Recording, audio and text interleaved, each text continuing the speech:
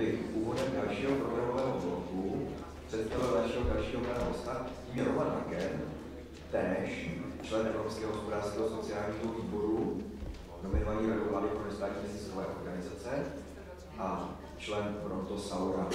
Takže i Roman je vlastně z členského sdružení České rady dětí a mládeže. A Roman je jedním z takových vizionářů, který přináší podněty, nad kterými si spousta lidí poklepává na hlavu. A dnes se tady bude snažit prolomit dogma, že masky jsou pouze pro venkovský prostor.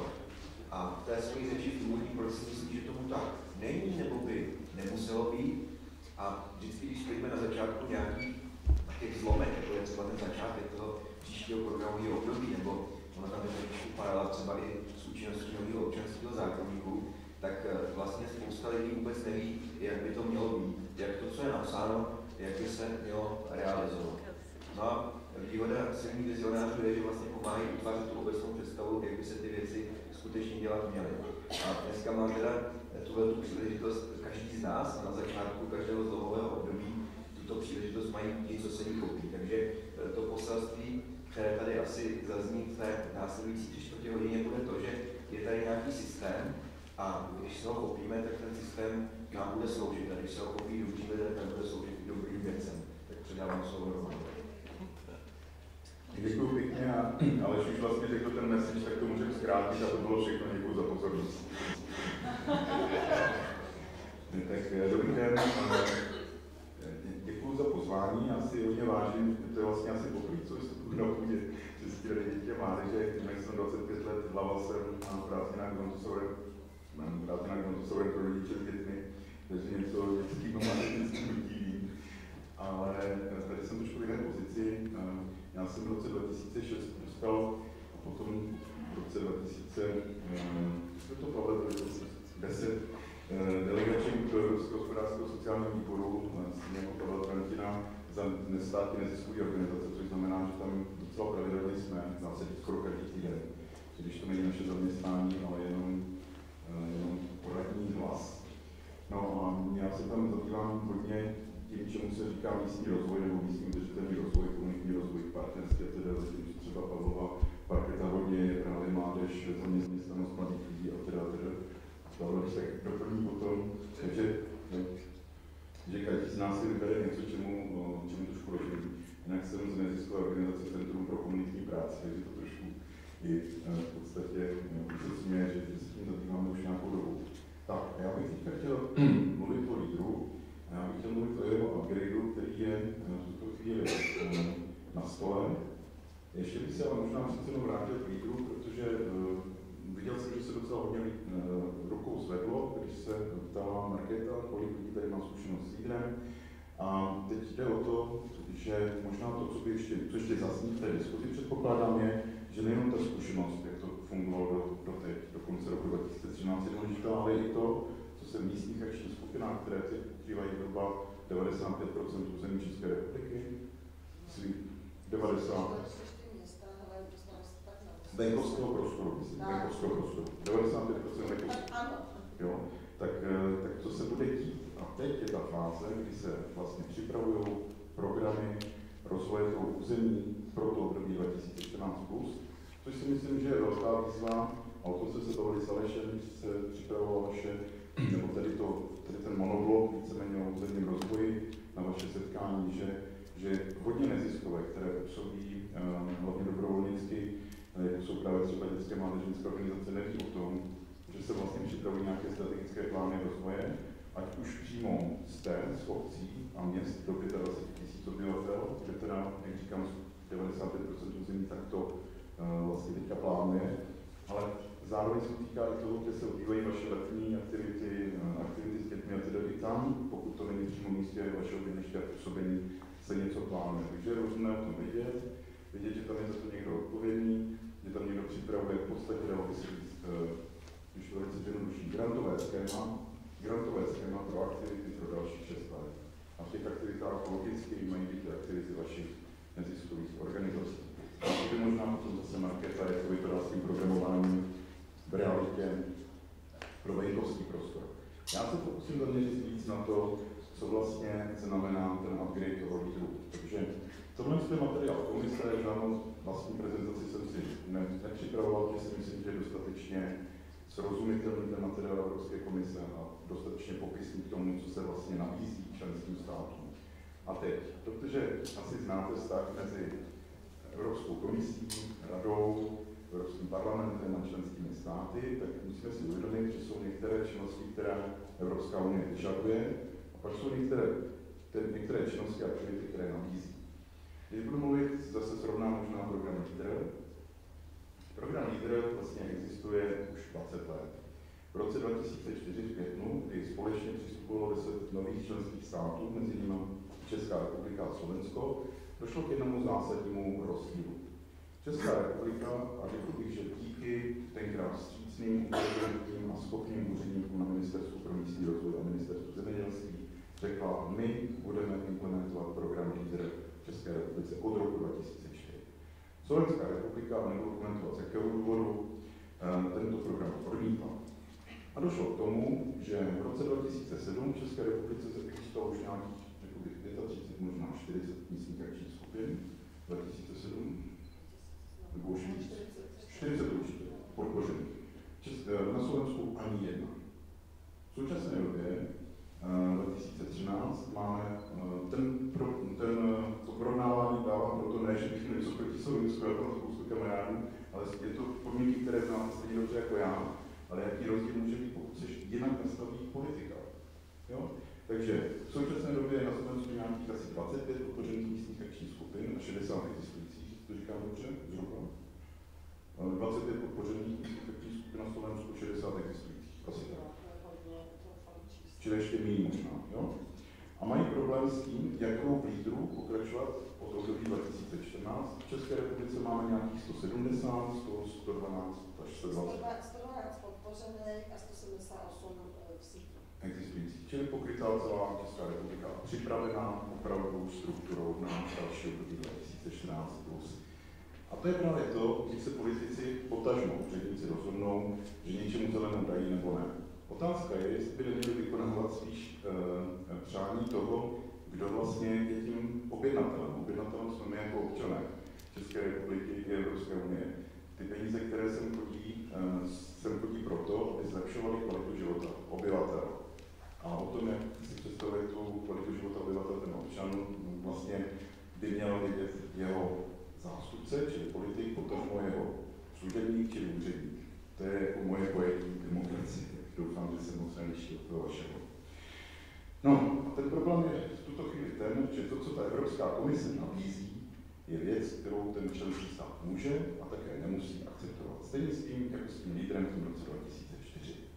Takže když se budeme bavit o tom, co se děje ve venkovském prostoru, což je teda všechno do těch 25 000 obyvatel, tak tam se dá říct, že na základě zkušeností z těch posledních 6 let, 2007 až 2013, Česká republika a s vydatnou podporu Ministerstva zemědělství mohu říci, ale i národní sítě místních akčních skupin, která se sformulovala a působí v tom prostoru, vlastně počítá s tím, že bude pokračovat v tom, co byl předtím LEADER, teď se to jmenuje CLRD, komunitně vedený místní rozvoj, a že teda umožní v těch venkovských oblastech pokračování a upgrade, budeme si říkat, v čem ten upgrade vlastně spočívá. Jenže ta Evropská komise říká, a teď se dostáváme k tomu obsahu, že to není zacíleno po tom vyhodnocení po těch 20 letech pouze pro venkovský prostor. Každý členský stát si může vybrat, jestli tento systém, tento program a tuto metodiku uplatní pouze ve venkovském prostoru nebo i v městském. A to je právě to, co bych vám si chtěl jako sdělit jako sdělení, nebo jako takové poselství, kromě toho, co říkal Markéta, k tomu se asi ještě vrátíme, zapojte se do toho, co se bude dít ve venkovském prostředí, jak se teď plánují strategie rozvoje, a si vám Markéta řekne, jak se můžete zapojit. Tak já vlastně ten můj vzkaz je, pojďme společně přemluvit naše úředníky a politiky, aby se cíl komunitně vedený místní rozvoj nerealizoval pouze ve venkovském území. A tam, ať se prosím realizuje tak, jak bylo naplánováno celé výši rozpočtu, ale ať alespoň pilotně je možné, aby vznikaly podobná místní partnerství, vznikala a podobné čerpání i v městském prostoru, protože ta metodika to umožňuje. Jo. Takže tohle je materiál komise. V komisi se tady tou problematikou zabývá generální ředitelství DG, což znamená regionální rozvoj.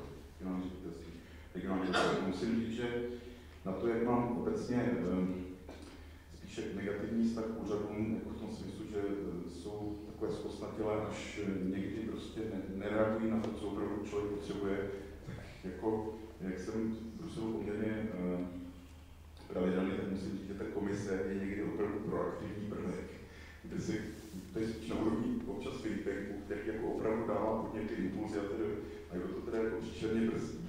Je kolikrát rada, kde se teda schází členské státy a mají pocit, že prostě čím víc by jako ustoupili tomu, že ta komise něco nabízí, takže oni by přišli jako by to svoje právo hájit národní zájem, ale je to úplně nesmyslný boj. Čili komise a DG vyhodnotila lídr. Já bych ještě chtěl doplnit, že to není vyhodnocení jenom toho lídru.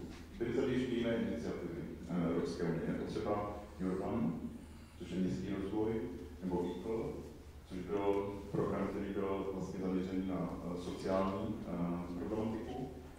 A v podstatě tím vyhodnocením těch iniciativ došlo k názoru, že vlastně od období 2014 nabídne členským státům k realizaci tento program CLL. To si prosím zapamatujte tu zkratku, píše se CLL.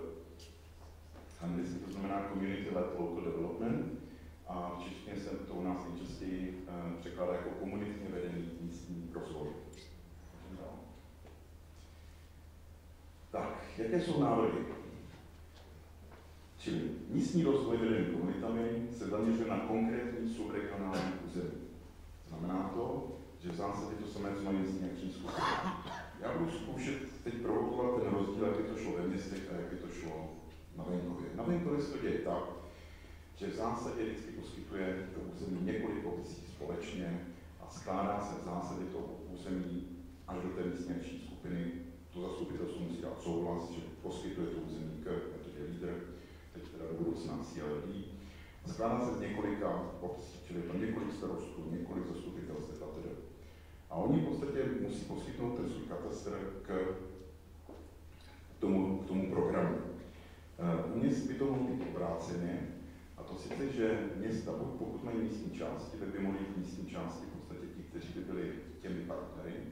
Dokonce se dá uvažovat o tom, že pokud mají místní části a hledalo by se nějaké území, které by bylo potřeba právě, že by naplňovalo nějakou kvalitu rozvoje pro nějakou plochu, třeba chráněné území nebo nějaké jiné logické vymezení, tak třeba několik místních částí participovalo na té oblasti. Musí mít ale jasně vymezenou hranici, v jakém území se bude nacházet. Čili zatímco na venkově je předpoklad, a děje se tak, že to území se spojuje s několika zastupitelstev, u měst by to naopak došlo k vyčlenění. Ale může to být třeba zrovna tak, já nevím, sídliště, místní čtvrť a tak dále. Všechno, co má nějakou problematiku, kterou chceme řešit v rámci toho komunitně vedeného místního rozvoje. Čili potřebujeme území. Za druhé, to území musí být vedeno, nebo ten management, nebo spíš ten leadership, má mít nějaké místní a místní akční skupina, se tomu říká lídru. A to je obrovský překlad, že jo, Local Action Group, místní akční skupina, zavedlo se to, dokonce se dá říct, že kdo se v tom trošku pohybuje, tak říct, že MASkám chce to, nebo to už všichni vědí, o co se jedná. Takže já bych možná tady v tom, aby se nám nepletl ten lídr a to síle pro venkov, kde si myslím, že národní síť místních akčních skupin docela zřetelně vylobovala v zásadě tu možnost toho pokračování, plus i rozpočet, který by se měl z těch operačních programů uvolnit pro venkov, tak v zásadě mi rozhodně nejde o to, aby potom městské masky, nebo jak to budeme říkat, bojovali o ten samý budget, ten samý rozpočet s těmi venkovskými. A toho se taky ty venkovský bojí. Teď, když jsem tady ten příspěvek dával na konferenci venkov v říjnu 2013 letošního roku, že by neměli žádné městská území, že by neměli střežit metodu lídr pro venkov, protože je pochopitelně užitelná i pro města, tak nám bylo některými představiteli vyčteno, že chci v podstatě ubrat z toho venkovského rozpočtu. A já říkám, to v žádném případě nechci. Já chci, aby se ty operační programy tam, kde je jasně vyčleněnou školy, bude pravděpodobně pro masky venkovské, tak aby se dala ještě jedna věta, nebo do dohody o partnerství, a pak do testu, protože těch dokumentů s Evropskou komisí, tak aby se dala jedna věta, že je možné uplatnit tento přístup i ve městech, přístup, metodiku. A vůbec si myslím, že není potřeba se bavit o tom, kolik procent nebo kolik peněz by přesto mělo téct. Důležité je ta možnost, kde bude vůle to zkusit, aby se to zkusilo. S tím, že venku by měl mít jasně i ten rozpočet, který si vyjednal. A teď teda ty místní akční skupiny. Já bych to radši nazval jinak. Já bych tomu říkal městské třeba místní partnerství. Jo? A rozdělil bych jsem v tom, co je městské a co je venkovské. Místní akční skupiny jsou jasně cíle lídr venkov a v městském prostoru mohou být místní partnerství. Pak ještě existuje jedna technika, která je z programu Urbact, ale ta není až tak rozšířená v České republice. Si děláme kolegyni Ministerstva pro místní rozvoj, která tady ten program spravuje. A tam jsou takzvané local support, místní podpůrné skupiny. Tak aby jsme nemotali prostě různé názvy, tak to, co by bylo ve městech, by se vytvořilo pro čerpání podle komunitárního místního rozvoje, byly místní partnerství. Místní partnerství třeba čtvrť. A co je tam podstatné, funguje tam, a to je zase podmínka toho programu, je tam to samé, co funguje na tom venkově, to znamená, že má být proporcionálně složená ze tří sektorů. První sektor veřejná správa, zastupitelé, úředníci, druhý sektor místní biznis, hospodářská činnost, třetí sektor místní nevládky nebo sociální partneři, prostě to, co se dá říct neziskový sektor. A zase tam funguje to samé, nikdo nesmí dominovat, čili ideální rozložení je třetina. A toto místní partnerství je to, co potom de facto dává tvář tomu místnímu rozvoji. Další podmínka, stejná jako bude v cíle pro venkov, je, že musí být místní rozvojová strategie. A zase tam třeba se rozdává důraz, aby byla participativní. To znamená, než těch 15 vizionářů, kteří si sednou k jednomu stolu, řeknou, teď potřebujeme zlepšit to a to, a domluvíme se, ale že se to konzultuje, dají se veřejná slyšení, veřejná programy, zapojují se občané, cílové skupiny. Na městě to je stejně dobře, jako v novému, když je dobrá vůle. Dále má být v podstatě mít inovační prvky a spolupráci, což je předpoklad té strategie. A poslední, co je důležité, toto platí od roku 2014 pro všechny fondy. Takže zatímco jsme měli omezení do 2013, že vlastně lídr šel pouze z Evropského fondu pro zemědělství a rozvoj venkova, tak ty nové fondy, které se teda ve zkratce uvádí ESI, European Structural and Investment Funds, Evropské strukturální investiční fondy, tak vlastně ze všech může být čerpáno pro ten místní rozvoj prostřednictvím cíle komunity vedeného místního rozvoje. Takže už to není omezení, jako bylo předtím, v tom smyslu, že třeba vzdělávání, měkké projekty, zaměstnanost nešlo už tak moc. Přes lídr, teď už jak na venkově, ale když úřady dovolí, tak ve městě budou všechny takové projekty, bude možno podporovat v rámci té strategie, v tom místě, i ty vzdělávací měkké projekty. No a teď už můžeme jít dál, já myslím, že to hlavně jsem řekl. Já vám tu prezentaci potom dám Alešovi, bude vysvětlovat na stránkách, prosím vás, je to materiál komise z roku 2011. Jo? Všichni naši úředníci měli možnost se s tím seznámit. Mě prostě jenom mrzí, že tady není pořád jaksi jako dobrá vůle ty věci, které jsou inovativní a které mohou pomoci rozšiřovat. Ale taky mě napadá proč. Kdo je hlavní příjemcem v podstatě tady té pomoci? Viděli jste u Markéty v prezentaci, jak jsou veliké ty projekty, řádové stovky tisíc až jednotky milionů. Nejsou to žádné megastavby a dálnice a tedy. To jsou to právě ty drobní v podstatě místně působící nevládky, biznis, malá místní správa a tak dále. A ty nemají toho velkého zastání.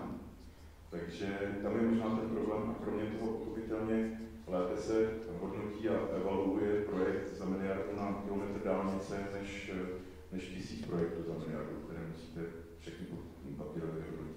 A pořád si myslím, že ten dopad například toho lídru, kdy se rozdělilo za dobu 6 let 6 miliard korun tímto způsobem České republice a jeho dopad, že to je prostě velký dopad. A kromě toho, tento přístup před tím lídru, teď v tom cíle znamená ještě jednu věc, že lidé v území daleko víc spolupracují, že se poznávají, že si sednou kolem stolu spolu lidi z biznesu, z nevládek, z místní správy, že se zasypávají ty příkopy nedůvěry mezi veřejnou správou a místními obyvateli.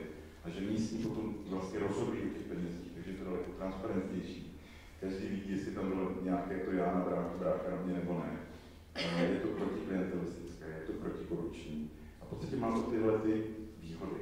Ale otázka je, jestli z toho makra prostředí, z toho plánování, které se děje na té národní úrovni, jestli tyhle hodnoty někdo je ochoten vidět a uznat, anebo jestli je vidí jako marginální. Já je vidím jako velice zásadní pro život člověka, ale možná, že se třeba pletu. Takže, co se týče toho materiálu, já myslím, že jsem popsal všechno, možná ještě řeknu programování, a kde je teda důležité, aby se v podstatě ta možnost vyskytla. Každý členský stát pro období těch 6 let podpisuje takzvanou dohodu o partnerství s Evropskou komisí. A tato dohoda obsahuje nejen kolik peněz bude čerpat, ale také na co a jakým způsobem.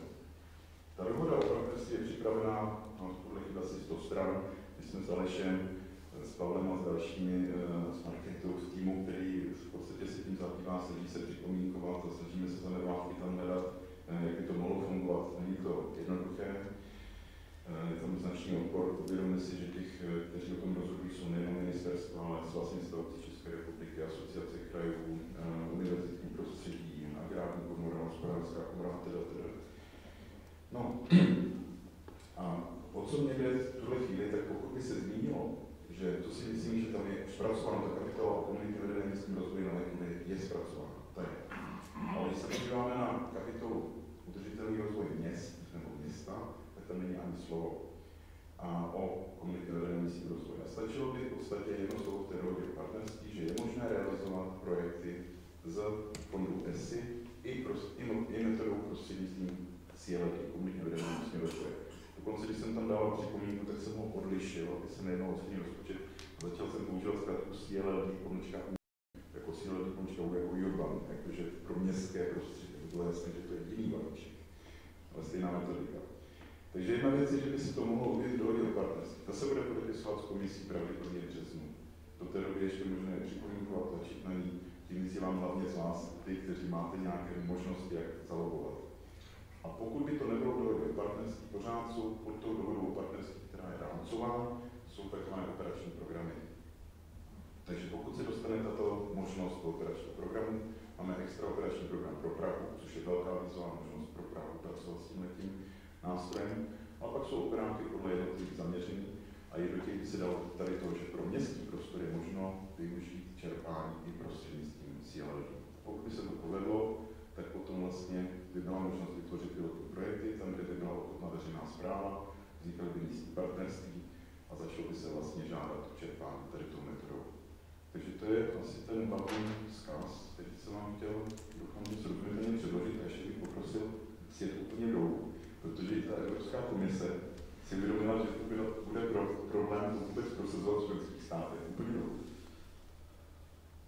A tady poslední věta se mi strašně líbí. Potenciální místní akční skupiny, bereme i ty vesnické, i ty městské. Potenciální místní akční skupiny by měly co nejdříve zahájit dialog s příslušnými řídícími orgány, aby je seznámili se svými potřebami a obavami a ty mohly být zohledněny při návrhu programu.